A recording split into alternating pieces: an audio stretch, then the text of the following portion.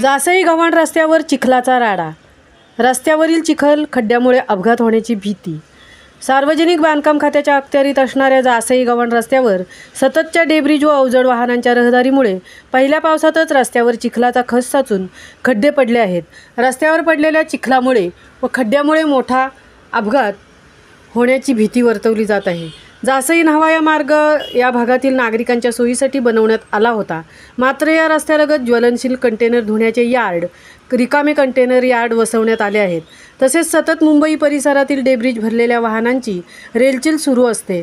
त्यामुळे जनतेच्या सोयीसाठी बनवण्यात आलेल्या रस्त्यांवर मोठमोठे खड्डे पडू लागले आहेत. तसेच पावसाळ्यात रस्त्यावर चिखल मातीचा खचही पडला आहे.